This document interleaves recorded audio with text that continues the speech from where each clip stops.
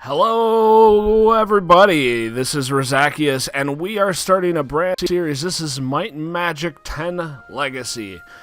This game had a little bit of a debate as to some various aspects of it, and we'll go into that more while we're playing it, most likely. For now, I just want to get started in the game. I am very much a fan of Might and Magic.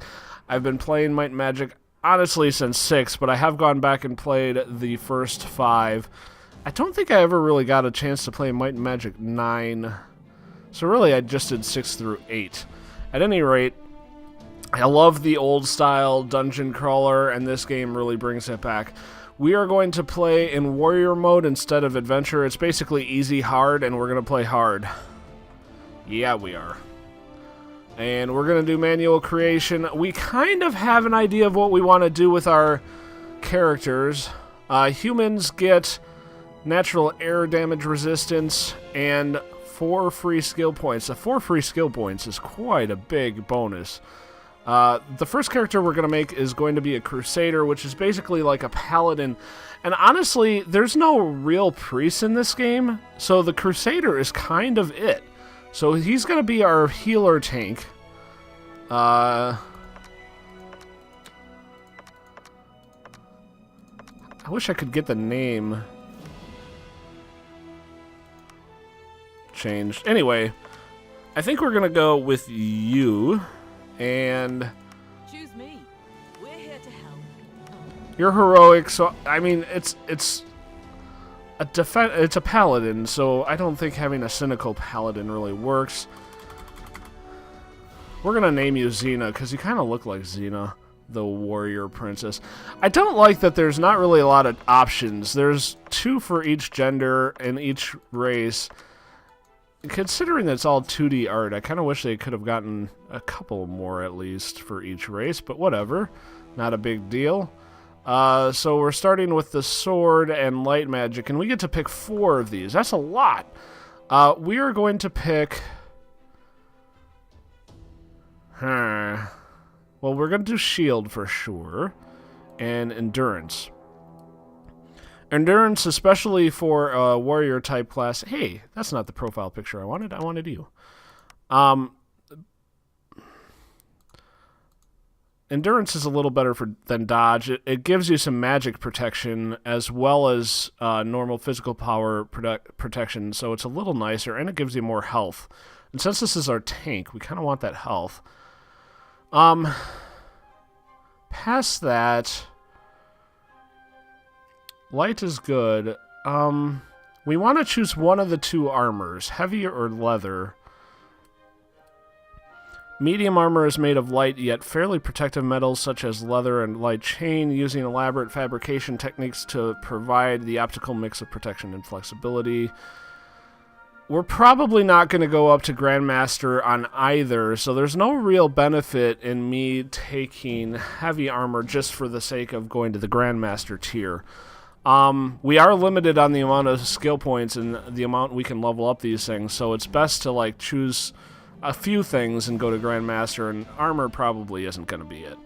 I think we're going to go with the medium armor, and we're going to rely on stuff like endurance, and we'll probably take arcane discipline later, but for now I kind of want to take warfare so that we get that taunting ability really early so that she can be a good tank. Now, for this, we're going to go Might. Spirit gives us mana, so we're going to do 2 of that right away. Vitality gives us health. That's a good thing to take. We don't need ranged damage. I don't know if all attack values is worthwhile. Magic powers, I don't know. Probably not worthwhile. Let's do an... melee damage, maximum health, or maximum mana. We're going to put maximum health up a little more. This is our tank after all. Next, we're going to do an elf. They get 10 earth damage resistance and 5 bonus on their evade value. And we want a blade dancer. Blade dancers have really awesome powers. These are really great powers, so we're really excited to get that. And we're gonna go with you. Elves are usually a little cynical. Can we, like... How do I get everything generated so that the name is... I don't know if Erlin is a male or female, so maybe I guess that's fine. Now, we want a dagger master over a sword master, but we might be willing to stick with sword for now and take dagger later. We also have dual wield, and that's really the key. What else do we want? Well, we have two. Maybe it's actually worth taking dagger right away. And then I'm actually going to take dodge. That might be a mistake. I've seen some people torn on whether to take dodge or endurance, and I'm going to go for dodge. So for this, we're going to do similar to what we had last time, but we're actually going to raise Destiny. Destiny gives us critical hit chance and evade value, gets a bonus too, and we're also going to bump that Spirit a second time as well. Spirit, again, mana early is going to be big for us. So we're going to go back to human for our third character, and we need a free mage. It's going to be one of our main mages. We're going to have 2 mages, 2 melee. That's our party affiliation, and we're going to take a male. This guy's going to be more cynical. His name apparently is Alan. Kind of lame. Primordial magic is what we get, as well as magical focus. Both are really great to have. We are going to also take... I kind of want to take air. Water. I can't remember what the other one I should take is. I'm going to take... I don't think we care about the weapons, the physical weapons. I'm going to take Arcane Discipline. I'm going to take... Gosh, this is so difficult. I think we're going to go with Dark Magic and Air Magic. And we get another one. Oh, crap. Water Magic? Alright, we'll do the next guy, too, and we'll see how that works. Vitality. Is that right? So we did 2 on Magic, 2 on Spirit, and 1 on Vitality. I think that's a good combination. They don't need critical... Yeah, I think that's what we want to do. And the last one, we're going to choose Dwarf. They get 10 fire damage resistance and 1 extra health per vitality point. So that's pretty nice. And then we're going to choose a Rune Priest. The Rune Priest is going to be kind of our buffer, but also doing a lot of damage. And we're going to choose a female here as well. I like her. Choose me. I think we're going to go with Heroic. All right, so they get a spear and fire damage. So they get fire. That's why we didn't choose fire on the free mage. But we are going to take Earth Magic in addition to fire. Earth Magic has a lot of buffs in it, so this is going to be our buffing person. Each one is going to have a lot of buffs and a lot of damage. The other thing that we're going to want to take, I kind of want to take Magical Focus. We're going to go with that. Magical Focus is pretty awesome. And again, 2 there, and 1 to Vitality, and that's what we're going to do. This is our party. We only have 1 that I named Hjalmar. I really actually like that name. That's a pretty good name. I think it might be a male name, but that's all right. Hjalmar, Erlin, Alan, and Xena. Into battle we go. This is going to be a little bit of a cutscene. What is the meaning of a dream? I hope you enjoy. Only Asher knows. Are they omens warning us of future tragedies? Distant memories dying in the deafening silence of the void? Or are they sometimes both? The death wish of some ancestor bargaining with the dragons that his legacy be carried on. Last night I dreamed such a clear vision of past events. Terrible things I had wanted to forget. They refused to fade away, demanding, pleading to be told one last time. This story begins with what we now call Uriel's deception. During the fabled Elder Wars, wars that once pitched the children of the light against the children of darkness, Uriel, the great archangel, had vowed to avenge his family, slaughtered by the greatest warrior and tactician of the Faceless, Erebos, the master of assassins. For centuries, Uriel, consumed by hatred, planned his revenge. Shortly before the second eclipse, Uriel and his inquisitors provided proof that the Faceless were plotting to rekindle the fires of the ancient wars.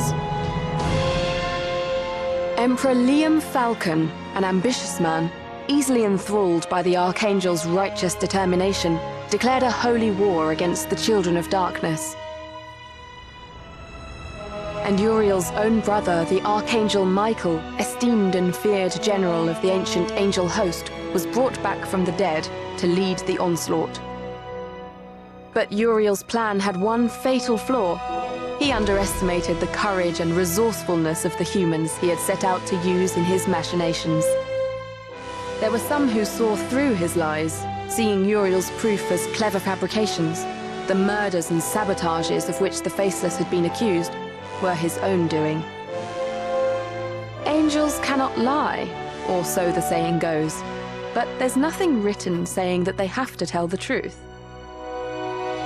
Uriel escaped the justice of the courts, but not the judgment of the dragons.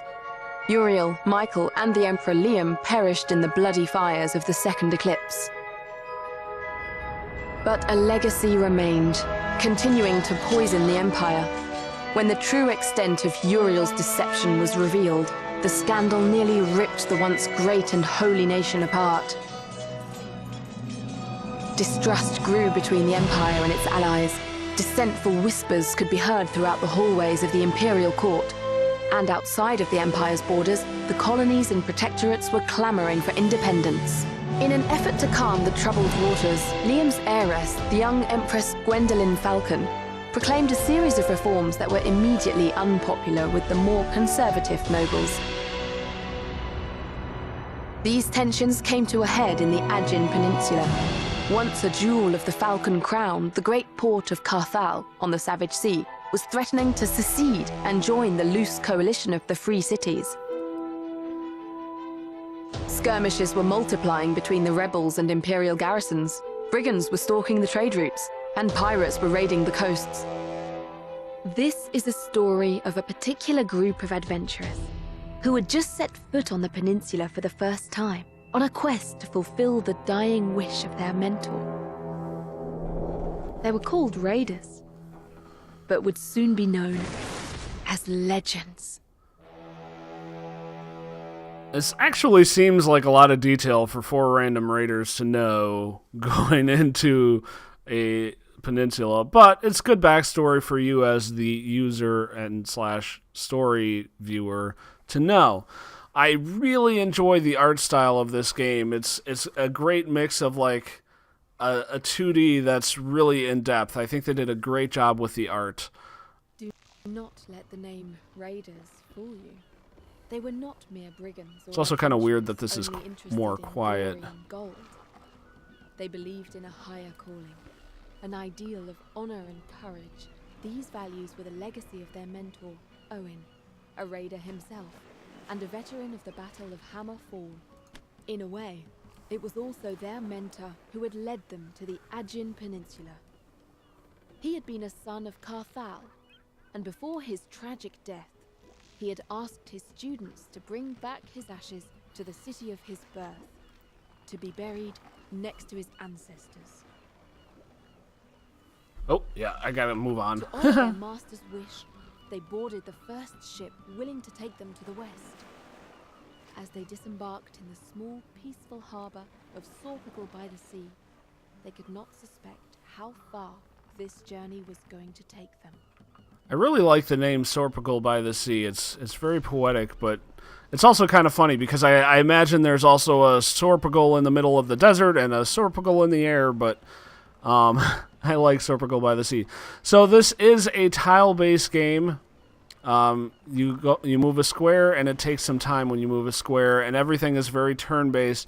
I think it's kind of an interesting change in the gameplay, because if anybody ever played the newer Might and Magic games, 6, 7, 8, and 9, they were all real-time. You didn't have this square tile-based movement system. You move freely. You could play and fight encounters in real time, or you could pause it just like in Baldur's Gate. It was 6 came before Baldur's Gate, but was already doing that. New faces. Very good. I suppose you arrived with the morning tide, with that boat from the east. Welcome to Sorpagal by the It's very sea. slow. You're raiders, are you not? I'm gonna go with Sorpagal the what, because I just find it funny. So I'm not going to read all of the information here. We're going to try to pick out what's actually needed.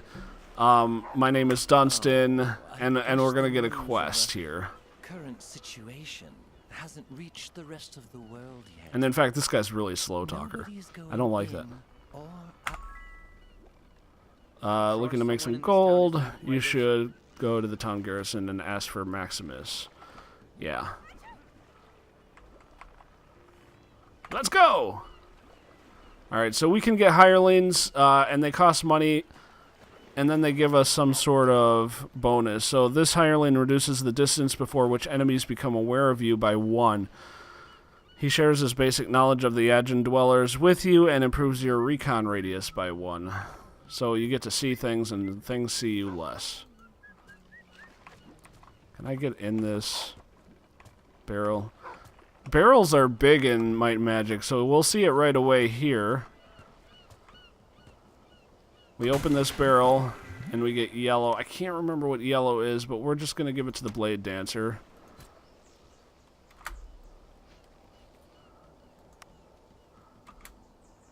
Click on the member. Resistance against light magic.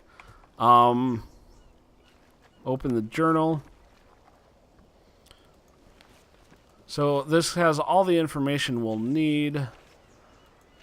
I was hoping that there would be something in the journal that tells us, this is kind of cool actually, that tells us exactly what things we've learned. So like the yellow potion is light magic. Inventory. Let's take a look at that. So you have a dagger. We're going to put it in your secondary hand. Apprentice orb. Magical focus. We don't really care about that. Let's go to the next. Looks like everybody... Ah, you have a magical focus. We're going to leave you with the tribal spear for now. I don't know. Should I? I don't know.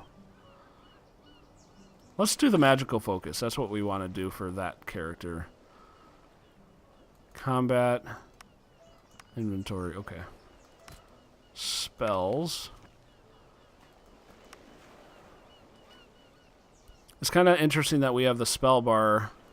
Does it change for every character? It sure does. Skills. Weapon skills, miscellaneous skills, magic skills. Very nice. Alright. I like those buildings. I like them too. Feel like home in there. So one of the things I really like about this game is that it mixes... I mean, obviously things are 3D in this game, but they almost have like a 2D nature. So when you look just straight like this, it looks like a 2D picture, and I really like that. Even though every object in here is 3D. It's really quite nice, I feel. Now, this is not a blind playthrough. I have played this game before. I don't really remember it. It's been a while. Here we go, Town Barracks. All right. At least we got paid. If you want to visit Maximus now, it's farewell for us. Let's do the town tour. But I think that's going to be it for this episode. In the next episode, we're going to take the tour of the town and check out everything. Yeah, that's going to be what we do. Because I like exploring, and exploring is fun, and I want to get all this mapped out. But, so, come back next time. We will continue our adventure through Sorpagal by the sea. Thanks for watching. Bye-bye.